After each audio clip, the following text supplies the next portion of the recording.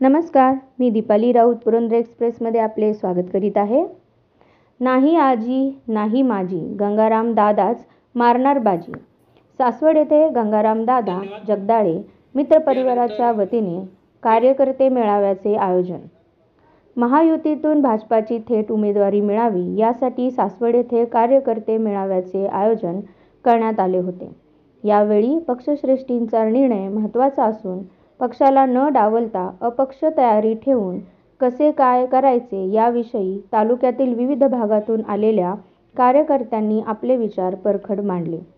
सोमवारी काय होईल ते होईल, पण आपण मागे हटायचे नाही. दादा, आम्ही तुमच्या मागे ठाम आहोत, असे सर्वांनी हात उंचावून एक मुठी पाठिंबा दिला.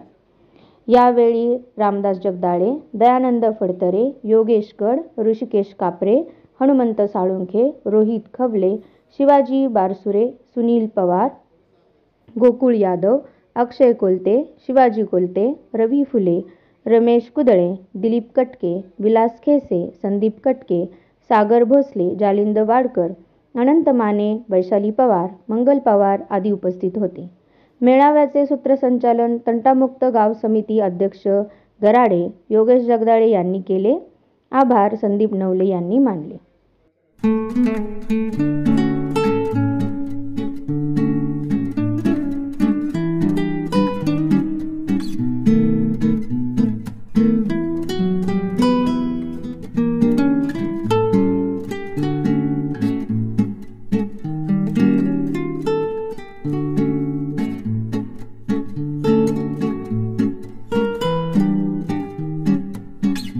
तयारी असू शकेल असं कधी वाटलं नव्हतं, परंतु या पुरंदर तालुक्याला एक वेगळं स्वप्न पडावं त्या पद्धतीनं एक पुरंदर तालुक्याच्या शेतकऱ्यातील हा सुपुत्र आज त्या विधानसभेच्या प्रतिनिधित्वाला गवसणी घालू पाहतोय.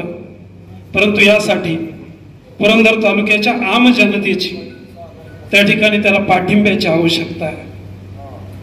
ज्या ठिकाणी या पुरंदर तालुक्यातली मोठमोठी घराणी आमदारकी म्हणजे आमचा मालकी हक्क, आमदारकी म्हणजे आमच्याशिवाय कोणी भूषवू शकत नाही, ही ज्यांची मानसिकता बनलेली आहे की जेणेकरून आमदारकी भूषवत असताना काही घराण्यांचीच नावे डोळ्यासमोर यावीत आणि पक्षश्रेष्ठींनी त्या नावांच्या शिवाय इतरांचा कोणाचाच विचार करू नये, अशी सगळ्याच पक्षांच्यातली परिस्थिती आहे.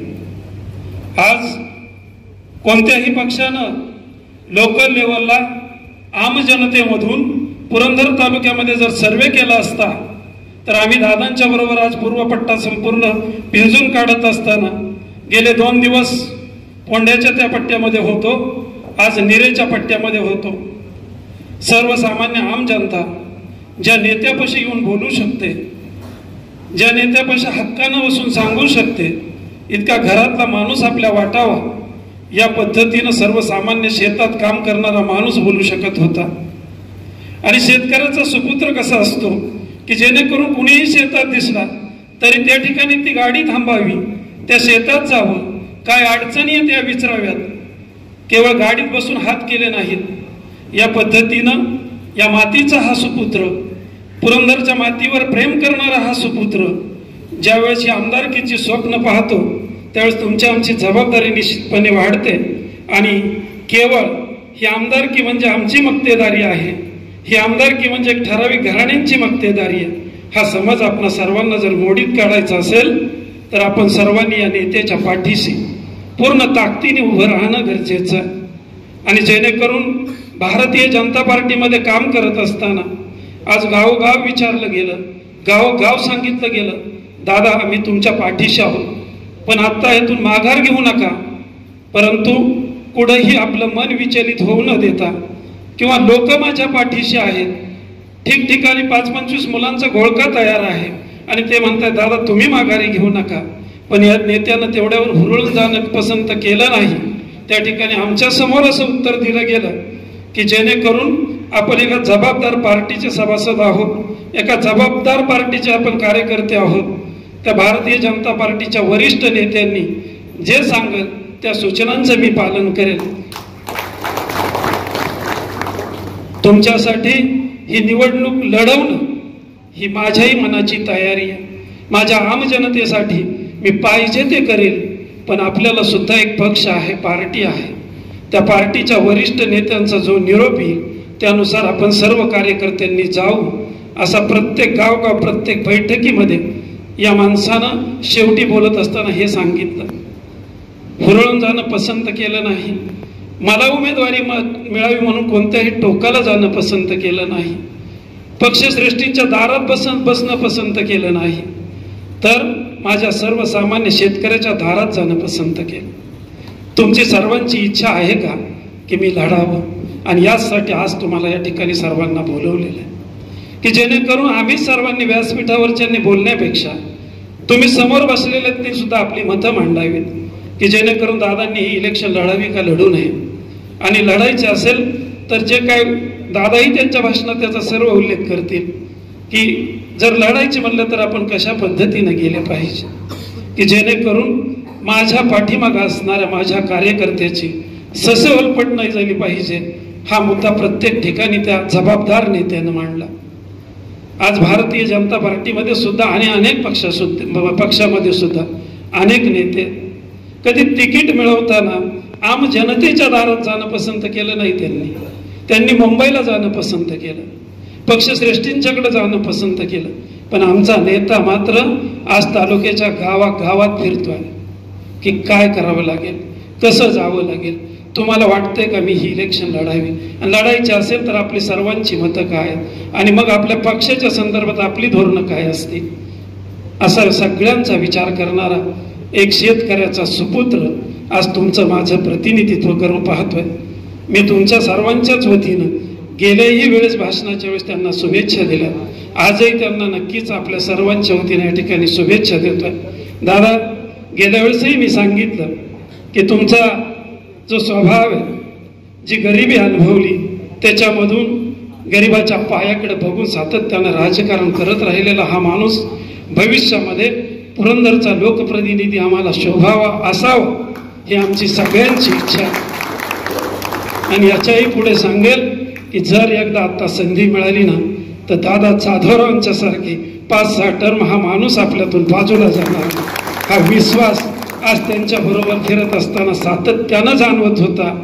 भारतीय जनता पार्टीच्या बद्दल मला कोणत्याही नेत्यावर टीका करायची नाही. दादा जगदाळे यांच्या उमेदवारीच्या बाबतीत आढावा आणि नियोजन पुढच्या कामकाजाचं त्या दृष्टीने आजची ही मीटिंग आयोजित केलेली आहे. आज या मीटिंगला तालुक्यातून किंवा गराडे गावाच्या पंचक्रोशीतून जे कोणी आलेले आहेत कार्यकर्ते, त्यांच्यावर प्रेम करणारे, त्या सर्वांचं प्रथम मी स्वागत करतो. आणि वास्तविक पाहता आज या ठिकाणी मी तर असं सांगेन प्रत्येकाला, स्टेजवर बसलेले सर्व मंडळींना देखील मी सांगू इच्छितो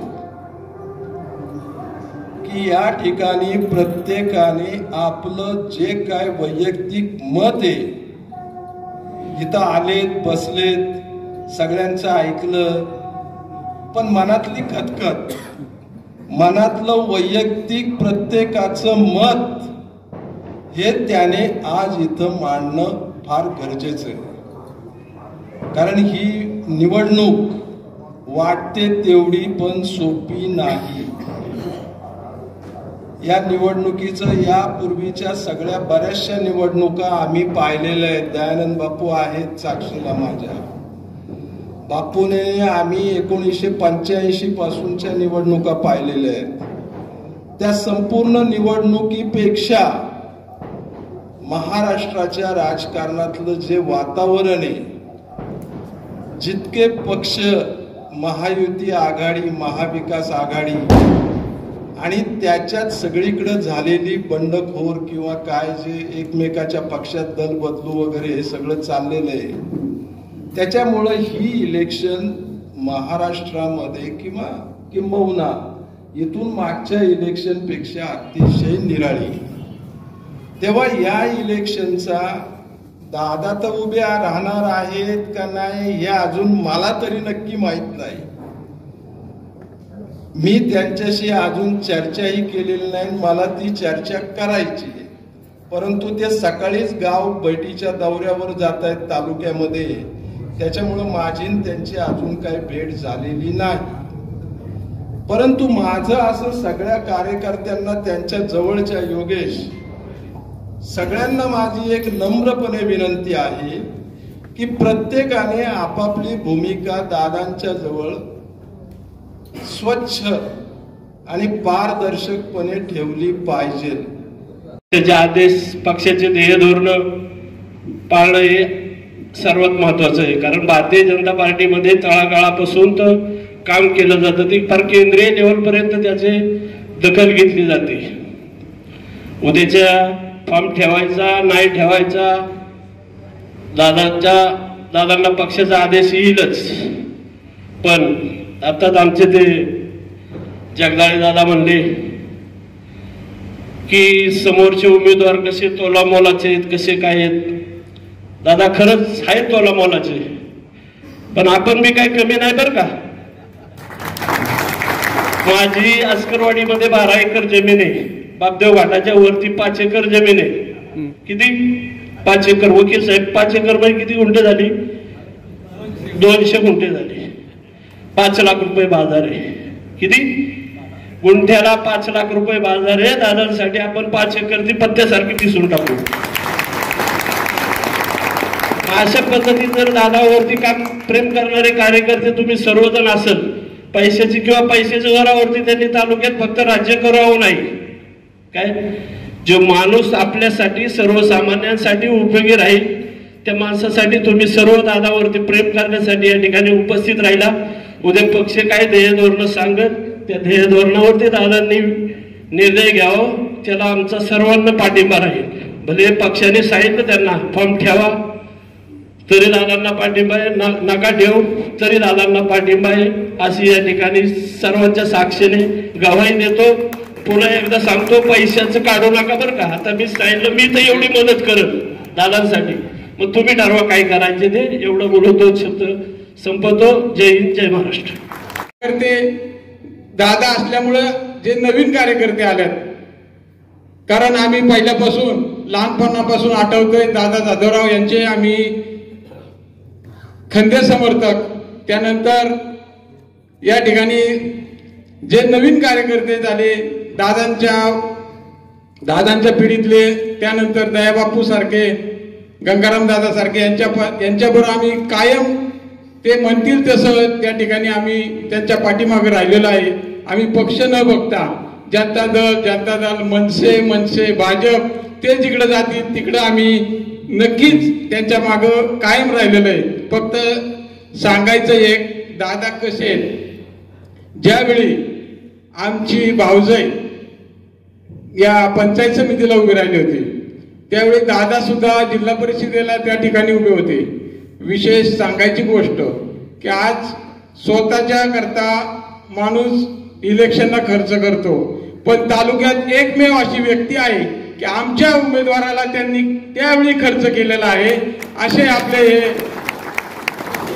आपले हे दादा आहे. म्हणजे स्वतःच्या निवडणुकीला जसं विजय होईल याचं माणूस त्याकरता लढतोय. परंतु त्यांनी आम्हाला शब्द दिला की काय हरकत नाही, आपले उमेदवार जरी गरीब असले आम्ही बी गरीबच. त्यांनी तो दिलेला शब्द पाळला आणि काय जो काय खर्च होणार आहे इलेक्शनला तो आमच्या या ठिकाणी अनिताताई कुदळे या त्यावेळी उभ्या होत्या आणि त्यांनी प्रामाणिकपणे त्यांना खर्च तर केलाच, परंतु अतिशय चांगल्या मताने या ठिकाणी त्यांनी निवडूनही आणलं. असे आपले दादा त्याच नावाने पुढे आलेलं आमचे मित्र गंगाराम दादा जगदाळे. दादा 5 वेळा आमदार झाले, तसे गंगाराम दादा 6 वेळा होतील, एवढं त्या ठिकाणी सांगतो. आता बऱ्याच लोकांनी असं केलंय की पक्षाचा काय आदेश येईल, ठेवतात किंवा नाही ठेवत, पण आमचं ठरलंय आता माघार नाही. एवढंच सांगतो आणि मी या ठिकाणी सांगतो जय हिंद जय महाराष्ट्र. सांगायला जास्त अवघड वाटणार नाही मला. आमचे दिलीप कटके म्हणजे मी आज त्या दिवशी मी दादांचा फॉर्म भरायला आले नव्हते कारण का माझं वैयक्तिक काहीतरी काम होतं म्हणून. त्याबद्दल मी दादा तुम्हाला क्षमस्व मागते. मला एकच सांगायचं दादा, आज आमच्या पिढीला या तरुण पिढीला जास्त तुमची खूपच गरज आहे. आम्हा सर्वांना एक ताकद मिळण्यासाठी दादा तुम्ही योग्य तोच निर्णय घ्यावा ही माझी मनापासून इच्छा आहे. तुम्हाला पक्षसृष्टी काही सांगू पण मला एक वाटतं दादा, आता तुम्ही माघार न घेणे. मी एक भारतीय जनता पार्टीची महिला आहे. मी स्वतः सांगते तुम्हाला, मी तुमच्या पाठीशी उभी राहणार. पक्ष काही निर्णय देऊ मला मग मी त्याचा विचार करणार नाही. मला आज इथं बोलवलं, माझे 2 शब्द मी दादा तुम्हाला मांडले त्याबद्दल धन्यवाद. म्हणला तरच करायचं नाही तर शेतकऱ्याच्या बांधावर लावून त्याची आई जी काळी आहे त्या काळ्या आईला हात लावायचा नाही का. त्यांची इच्छा असेल तरच, नाही तर बळच त्यांच्यावर नाही म्हणायचं की आम्ही मंत्र करू. मग ह्या गोष्टीवरतीच हे राजकारण पुरंदर तालुक्यात फिरतंय. त्याच्यावरती 10 वर्ष एक जणांनी काढले, आता 10 वर्ष एक जणांनी काढले, आता 5 वर्षे गेली आहे, 15 वर्ष झालं. अनेक वेळा आमची टीम मोठी, आदरणीय दादासाहेबांची दादारावांची टीम मोठी, आमच्या गंगाराम दादांनी आता टीम तयार केली. ती पण टीम मी बघतोय माझ्या डोळ्याने. 2009-10 सालापासून मी गंगाराम दादांच्या बरोबर आहे. इतकी की ज्यांच्यावर आपण खरोखरच खूप प्रेम करता असे आपले सर्वांचे आदरणीय दादा जगदाळे आणि त्यांचे सर्व सहकार्य आणि सगळ्यात जास्त तुम्ही दादावरती प्रेम करणारे या ठिकाणी आले बंधू बघितलं. खरं तर पाहता आजची जी आपण या ठिकाणी एक आढावा बैठक घेतली आहे त्याच्यामध्ये मुख्य कारण की आपण आता ही आलेली निवडणूक आहे की खेळायची का नाही खेळायची या संदर्भात आपण या ठिकाणी सर्वजण थांबलेलो आहे. आता जवळजवळ आपण 1.5 महिना 2 महिने झालं पाहतो. ही जी निवडणुकीची तयारी आहे ती आता नाही 6 महिन्यापासून आहे. परंतु प्रत्यक्षात उजेड देण्यासाठी त्याला काहीतरी उत्तम प्रकारची कामं केली आणि म्हणून आपण या ठिकाणी उजेडामध्ये आलेलो आहे. त्याच्यामध्ये मग असेला आपण कोल्हापूर सारख्या ठिकाणी ज्योतिबा आणि आपली महालक्ष्मीला आपण महिला नेल्या. त्या माध्यमातून पक्षाला एक उत्तम प्रकारचं एक असं भरघोस म्हणजे उंचीवर नेण्याचं काम केलं. पण ह्याच्या अगोदर मी तुम्हाला सांगतो, दादा भारतीय जनता पार्टीचे अध्यक्ष 3 वर्ष होते पुरंदर तालुक्याचे. त्या ठिकाणी काम करीत असताना सर्वसामान्य तळागाळातील जो कोण कार्यकर्ता असेल त्या कार्यकर्त्यांनी दादांकडे येऊन त्याची काय रूपरेषा मांडावी, कामाचं स्वरूप मांडावं. मग त्या कामाच्या स्वरूपामध्ये विविध प्रकारची कामं असायची. कोणाची शेतीच्या बांधाची कारणे असायची, कोणाची काय पोलीस स्टेशनची कामं असायची, कोणाचं ऍडमिशनच्या शाळेच्या ऍडमिशनचं काम असायचं, कोणाचं गावामध्ये तंटा झाला तर तंटा सोडवण्याचं काम असायचं, कोणाचं म्हणजे विविध प्रकारची काही कामं असतील. कोणाला रस्ताच पाहिजे, कोणाला लाईटच डीपी नाही. म्हणजे अशी जी कामं आहेत ही कामं आपण सुमारे 3 वर्षापासून ताकदीने दादांनी केलेली आहेत. गंगाराम दादा म्हणजे ज्या तालमीत वाढलेले आहेत, तालमीतले जे आमदार दादासाहेब दादा आहेत ते 4-5 वेळा निवडणूक खेळले. म्हणजे 4-3 पंचवार्षिक तर मला आठवते खेळले. पण दादा कुठल्याही एका चिन्हावरती खेळले नाही. दादा ट्रॅक्टरवर खेळले, दादा भारेवाल्या बाईचे चिन्ह घेऊन खेळले, त्याच्यानंतर दादा चक्रावरती खेळले. दादा विविध प्रकारची त्या ठिकाणी दादा म्हणजे ज्या इलेक्शन खेळल्या ते कधी पक्षाची वरची वाट बघत बसले नाहीत. ते काम करायचे, सर्वसामान्य जनतेत जायचे. तळागाळातील जनता, माझ्या बांधावर असलेली महिला, त्या महिले, त्या शेतकरी कुटुंब, त्यांच्या काय अडचणी आहेत. मग त्याच्यामध्ये विविध प्रकारचे अडचणी असतात. पाण्याचा विषय असतो, अनेक म्हणजे काय जे काय अनेक कुटुंबात सर्वसामान्य माणूस प्रपंच चालतो, प्रपंचात काय अडचणी असतात याची सर्व ठिकाणी जाण दादाने ठेवून दादांनी त्याप्रमाणे जे काम केलं आपल्या आदरणीय दादासाहेब दादरावांनी, त्याच पावलावरती पाऊल ठेवून आपला नेता गंगाराम दादा काम करीत आहेत. आणि मग हे काम करीत असताना आम्ही ज्या ज्या ठिकाणी फिरतो म्हणजे आपण सगळेच ज्या भागामध्ये जातो त्या भागामध्ये गेल्यानंतर दादासारखं एक उमदं नेतृत्व लोकांना पसंत पडलेलं आहे. कुठेही जा तुम्ही, इकडं आस्करवाडीला जा, आता बोल आमचे सरपंच बोलले काहीतरी प्रेमापुटीच बोलले ना, माझे 10 एकरातली 5 चक्कर देतो. काही ठिकाणी आपण रिषा पिशाला जा, इकडे तोंडाला जा, इकडे झेंडेवाडीला जा. म्हणजे जफर हा तालुका आहे. आणि याच्या व्यतिरिक्त आम्ही अनेक ठिकाणी खाली फिरलो. आता हे जे काय नवरात्र उत्सव असतो, गणपती उत्सव असतो, आपली जी खाली जोडलेली गावं आहेत हवेलीत, त्यामध्ये देखील आम्ही फिरलो. ज्या ज्या ठिकाणी आम्ही फिरलो त्या ठिकाणी आम्हाला म्हणजे दादा येणार म्हणल्यानंतर अगोदरच गर्दी. आता कोणीतरी भाषणात सांगितलं की ज्या ज्या ठिकाणी गंगाराम दादा जातात त्या ठिकाणी नुसता कळलं की गंगाराम दादा या ठिकाणी येणार आहेत. विविध प्रकारच्या त्या ठिकाणी माणसं येतात, त्या ठिकाणी त्यांचं इतकं प्रेम करतात, दादावरती इतकं प्रेम करतात की मग आपण बी म्हणजे आपण आपले सर्वजण आहोत. त्या म्हणजे ती एक त्यांच्याकडे एक खासियत आहे. आणि दादा कोणाच्या तालमीत तयार झाल्यात? गंगाराम दादा हे जाधवरावांच्या तालमीत तयार झालेत. या जाधवरावांनी तालुक्यात किती किती लोकांना दादासाहेबांनी मोठे केले. आणि सर्वसामान्य माणसाला देखील दादांनी कोणाला पंचायत समिती सभापती केलं, कोणाला सदस्य केलं, कोणाला जिल्हा परिषद सदस्य केलं, कोणाला निराकट कमिटी दिली, कोणाला खरेदी विक्री संघ दिलं. ज्यांना नीट ज्या कोणाला घर नसेल त्या घरावरती छेद टाकायचं काम दादासाहेब जाधवरावांनी केलं.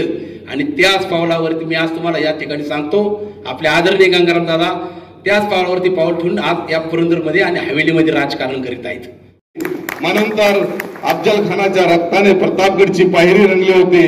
दादा तुम्ही निर्णय घ्या, आम्ही तुमच्यासाठी समोर असणाऱ्या सर्व दलांडांचा या ठिकाणी बळी देऊ आणि या पुरंदरवरती आदरणीय गंगाराम दादा जगदाळे यांचा झेंडा फडकू.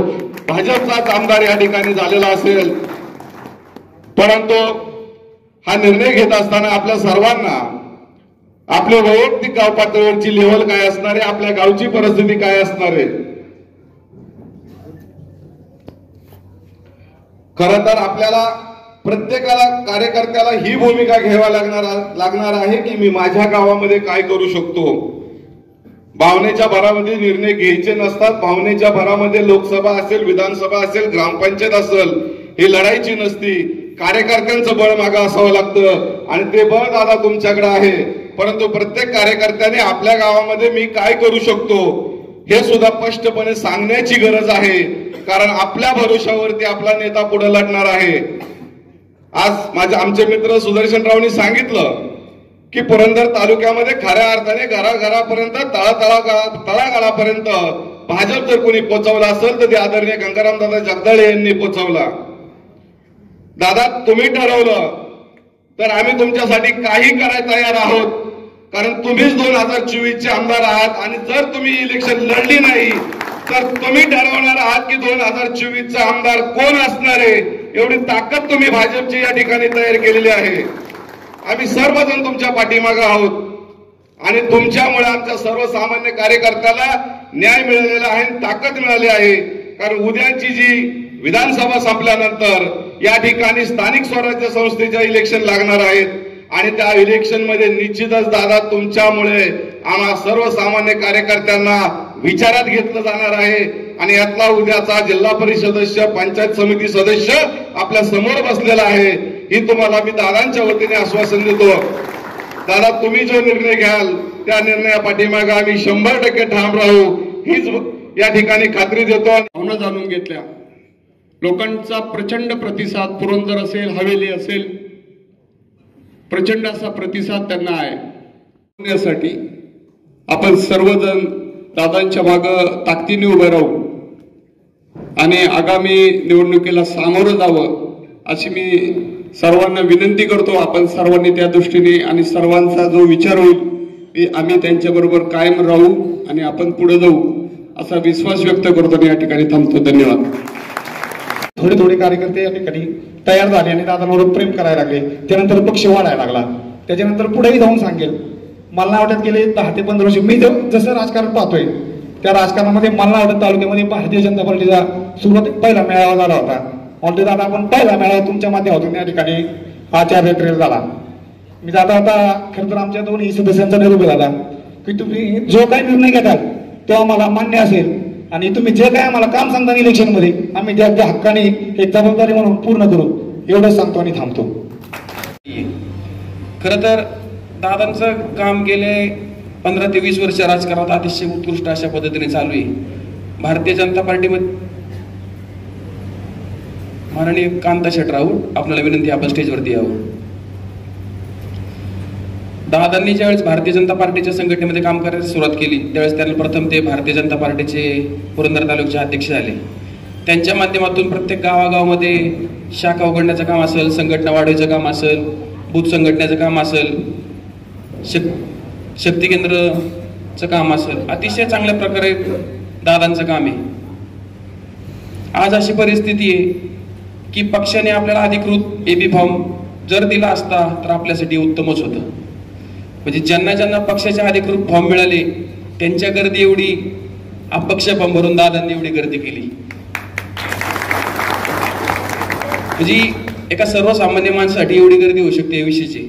आणि सर्वात महत्वाचं, कुठल्याही प्रकारे कुठल्याही गाड्यांना, म्हणजे दादा म्हणले की प्रत्येकाने यायला गाड्यांना मी पैसे देतो, तर प्रत्येक कार्यकर्त्याला उत्स्फूर्त सांगितलं, दादा तुम्ही उभे राहिले तर आम्ही उभे असले कधी, तुमच्यासाठी आम्ही एवढं तर करू शकतो, तुम्ही आमच्यासाठी आजपर्यंत एवढं केलंय. दादांचं काम अतिशय उत्कृष्ट आहे. या ठिकाणी स्वराज्याची निर्मिती केली होती. दादा, तुम्हाला आम्ही बरेच वर्ष तुमच्या मार्गदर्शनाखाली काम करतोय. ही गोष्ट आपल्याला अवघड नाही. आता या हॉलमध्ये उपस्थित असलेल्या सर्वांच्या वतीनं आपल्याला एक आश्वासन देतो की आपण बांधाल तेच धोरण आणि आपण ठरवाल तेच धोरण.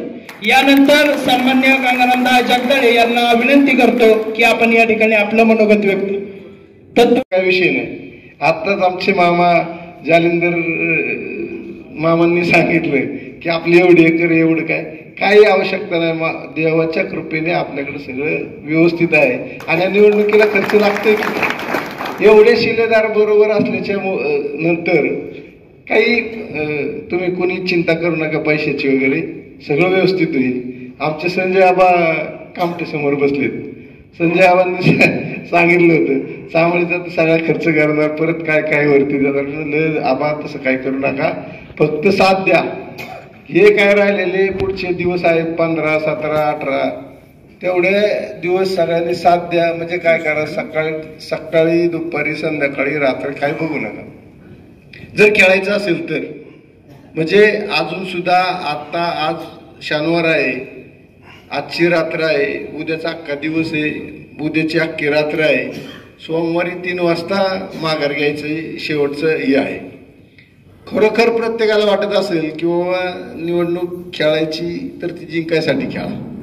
उगं कुणाला तरी टोन दाखवायचं, कुणाला तरी कुणच द्यायची म्हणून आपल्याला निवडणूक खेळायची अजिबात नाही. जिंकायची असेल तसं माने साहेबांनी सांगितलं त्या पद्धतीचं नियोजन करणार असतील. बूथ वाईज आपल्याला किती मतं मिळणार आहेत, किती मिळू शकतो, कुठच्या मार्गाने कशी मिळतील, पाहुण्यारावळ्यांकडनं कशी कव्हर होतील. काही मतं अशी आहेत की बाबा काही मंडळी आपले मित्र आहेत इतर पक्षात, परंतु ते आपले फॅन आहेत, आपल्याला जीव लावणार आहेत, त्यांच्यामुळे किती कव्हर होतील, अजून कुठचा काय फंडा वापरायला लागेल का, ह्याचं परफेक्ट नियोजन करा. 4 लाख का 4.5 लाखापर्यंत मतदान आहे, त्याच्यातलं किती टक्के होणार आहे, त्या होणाऱ्या मतदानात आपल्याला किती मतं लागणार आहेत निवडून यायला. कोण म्हणाल की 4 उमेदवार असल्यावर आपल्याला 50,000 लागेल, 60,000 लागेल. आपल्याला तसा हिशोब धरून चालणार नाही. आपल्याला लाखभर मतं असल्याशिवाय आपण जिंकू शकत नाही. ही खुणगाठ मनाशी बांधा.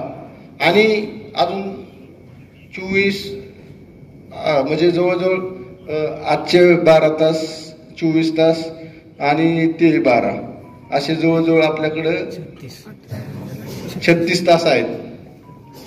आता प्रत्येक जण म्हणेल आम्ही राबतोयच की, आम्ही जातोयच की, आम्ही करणारच. 100% तुम्ही करणार आहे. तुम्ही करत नाही असं मी कधीच मानणार नाही. कारण जी पण काय निवडणूक आहे, आता बऱ्याच जणांनी सांगितलं की दादा तुम्ही म्हणजे पक्ष म्हणजे तुम्ही, असं काय नाही. तुम्ही सगळे माझ्या बरोबर आहे म्हणून ही ताकद आहे. त्या दिवशी सुद्धा फॉर्म भरायला तुम्ही सांगितलं सगळ्यात जास्त संख्या आपली होती. ती कशामुळे होती? तुम्ही सगळ्यांनी ताकद लावली होती. तुम्ही सगळेजण काही ना काही लोक घेऊन त्या ठिकाणी आल्यामुळे ती आपल्याला संख्या दिसली. इतरांनी तुम्ही सांगितलं कुणी कुणाला आणलं काय केलं, आपल्याला त्या खोऱ्यात जायचंच नाही. जर त्यांना लोक प्रॉपर येत नसतील, कुठची तरी इकडची तिकडची आणायला लागत असतील, तर आपण व्यवस्थित म्हणजे पूर्वी दादासाहेब सांगायचे निवडणूक खेळताना असू द्या किंवा कुठच्या ह्याच्यात तुमच्या अंगावरची सूज वाढली म्हणून तुमची ताकद वाढत नसते, तर तुमच्या अंगातली रग वाढली पाहिजे. त्या पद्धतीने आपल्याला मतदार आपल्याकडे आकर्षित केले पाहिजेत. मतदार आपल्याकडे जर लाखाच्या आसपास होत असतील तर निश्चितपणे आपण सोमवारी 3 वाजता निर्णय करू. आता तुम्ही म्हणताल की आता एवढे जण सगळे जमलोय, मग काय झालं? हरकत नाही ना, परत आपण 3 वाजता त्या सोमवारी मीटिंग लावू, परत 12-1 वाजता, किंवा तुम्ही उद्या रात्रीपर्यंत सांगा आपली तयारी झाली, आपण जाहीर करून टाकू. चला आपण लंगूट लावलेलाच आहे, करू चितपट कुस्ती, 100% करू. सगळ्यांनी मनावर घेणार असतात. आणि कुणी कुठचा किती पण पैसेवाला असू द्या, त्याची अजिबात चिंता करू नका. सगळ्याच गोष्टीला पैसे लागतात असं नाही. आपल्याला गरजेपुरते म्हणजे जे काही इलेक्शन पुरते पैसे लागतात ते आपल्याकडे निश्चितपणे आहे. म्हणजे निवडणूक आयोगाने जे तुम्हाला निवडणुकीसाठी काही सीमा आखून दिलेले आहेत तेवढे पैसे आपल्याकडे आहेत, 100% आहेत. आणि तेवढेच आपल्याला पुरे पडतील. आपल्याला एक्स्ट्रा पैशाची काही गरज लागणार नाही. या ठिकाणी आत्ताच आपले ज्येष्ठ सहकारी गिरीश आप्पा या ठिकाणी आलेले आहेत, भैया जगताप आलेले आहेत, त्यांचंही सहर्ष स्वागत करतो. भैयाचा आज वाढदिवस आहे, तोही या ठिकाणी साजरा करायचा आहे. आणि आपण आत्तापर्यंत सगळ्यांनी फोर्स केलाय निवडणूक खेळायच्या बाबतीत, तर मी तुम्हाला आत्ताच जे आव्हान केलंय त्या आव्हानाला उद्या संध्याकाळपर्यंत, परवा दिवशी सकाळपर्यंत प्रतिसाद द्या. कितीपर्यंत आपण पोचू शकतो, प्रॉपर पाहिजे. आता बरेच जण म्हटले की सर्वे करून घ्या, सर्वेवाले लावले, सगळं झालं. एक तर सर्वेवाला असा भेटला, त्याला काही पॅकेज दिलं, सगळं झालं. विमानतळात त्यांनी नावं अशी टाकली गावांची, किती नावं म्हणजे समजा तालुक्यातली कुठची टाकली असती तरी खरं वाटलं असतं. पण त्याने तालुक्यात ते गावच अस्तित्वात नाही, अशी गावं विमानतळात जातात, तिथं जरा असं करायला लागणार आहे, तसं करायला लागणार आहे असं त्यांनी सांगितलं. त्याच्यामुळे त्या सर्वेवर अजिबात विश्वास न ठेवता आपण आपला माणूस, आपण आपली संघटना, आपले नातेवाईक, आपला मित्र त्या ठिकाणी जावा, त्यांच्याशी चर्चा करा, त्यांच्याकडनं काय पॉझिटिव्ह होते काय ते ठरवा, त्याच्यावर आपण निश्चितपणे निर्णय घेऊ. तुम्ही हे जर ऐकलं, तुम्ही आणून हे सांगितलं तर तुमच्या शब्दाला, तुमच्या हाकेला मी उभा 100% राहणार, तुम्ही सांगतो. जय महाराष्ट्र. त्याच्यानंतर धन्यवाद. यानंतर जी जिल्हा परिषद आणि पंचायत समितीची निवडणूक झाली त्यावेळेस राष्ट्रवादी काँग्रेस बरोबर जनता दल आणि राष्ट्रवादी काँग्रेसची युती होती. त्या युतीमध्ये ती निवडणूक झाली. त्या पण कार्यकर्त्यांना अतिशय चांगल्या पद्धतीने सोप्या गेल्या. परंतु 2012च्या वेळेस आपला पक्ष मनसे होता. मनसेचे वरिष्ठ नेते यायला या ठिकाणी म्हणजे भाषण ज्या सभा व्हायला पाहिजे ते तयार नव्हते. आणि आम्हाला त्यावेळेस सांगितलं गेलं की तुम्हाला खेळायला लागेल, तुमच्याशिवाय काय हे होणार नाही, तुम्ही खेळा. ती आपल्यासाठी जुगारच होती प्रत्येक ठिकाणी. त्यावेळेस सुद्धा समोरचे उमेदवार पैसेवालेच होते. अतिशय म्हणजे सांगायला म्हणजे खरं सांगायचं म्हटलं तर समोरचे उमेदवार तर पैसे वाटायचे, आपल्या लोकांच्या खिशात आणून पैसे टाकायचे. ऐकलं नाही तरी नाही म्हणायचे राहू द्या. तर आपल्या लोकांच्या खिशात समजा 50,000 रुपये टाकल्याच्या नंतर आपली लोक मला फोन करून विचारायचे तुम्ही कुठे, कारण त्यांना माहित असायचं मला कधी ना कधी कळणार आहे. तर मी सांगायचं प्रचारात नाही, आम्हाला माहितीची म्हणायची प्रचारात आहे, पण तुम्ही कुठे ते सांगा. मी सांगायचं तरी टेकवडी देत, परत कधी सांगायचं अस्करवाडी देत, शोधत द्यायचे. त्या 50,000 1,000 रुपये टाकायचे. खरं तर आपण निवडणुकीच्या बाबतीत म्हणजे 2-2.5 महिन्यापूर्वी ज्या संघटना आहेत तालुक्यामध्ये वेगवेगळ्या, त्या संघटनांच्या लोकांनी आपल्याला बोलावून घेतलं होतं आणि बोलावून सांगितलं होतं की आम्हाला सर्वे करायला सांगितला. 3-4 वेळा आम्ही सर्वे केला. त्या सर्वेमध्ये तुमचं नाव येते, तर तुम्ही कुठेही इकडं तिकडं न पाहता तुम्ही आणि तुमचा पक्ष तुम्ही तुमच्या पद्धतीने पहा, तुमचं नाव आम्ही निश्चितपणे पुढं कळवतोय. हे सगळं होत असताना, निवडणुकीची प्रक्रिया होत असताना आपले सगळे कार्यकर्ते आपल्याशी चर्चा करत असताना आपण त्यांना सांगत होतो की आपण लटून उपयोग नाही. लोकांनी आपल्याला सांगितलं पाहिजे. लोकांनी जर सांगितलं, लोकांनी जर फोर्स केला तर ती निवडणूक खेळण्यात अर्थ असतो. आतापर्यंत दादासाहेबांच्या नेतृत्वाखाली काम करत असताना सगळ्यात सुरुवातीला 95 साली ग्रामपंचायत इलेक्शन झाल्या, त्याच्यानंतर परत 2000 साली ग्रामपंचायत इलेक्शन झाल्या, त्याच्यानंतर 2004 साली दूध संघाला त्यांनी संधी दिली. त्याच्यानंतर परत 2005ला ग्रामपंचायत इलेक्शन झाले. त्याच्यानंतर 2010ला ग्रामपंचायत इलेक्शन झाल्या. दूध संघाला परत 2010ला संधी मिळाली. 2012ला जिल्हा परिषदेला संधी त्या ठिकाणी देताना आपला त्यावेळेस पक्ष महाराष्ट्र नवनिर्माण सेना होता आणि त्याच्या अगोदरच्या जेवढ्या निवडणुका झाल्या जिल्हा परिषद पंचायत समितीच्या त्याच्या अगोदर म्हणजे दादासाहेब दादाराव आमदार पवार समोर उपस्थित असलेले सगळेच शिलेदार, खरं तर आपल्याला राजकीय वारसा नसला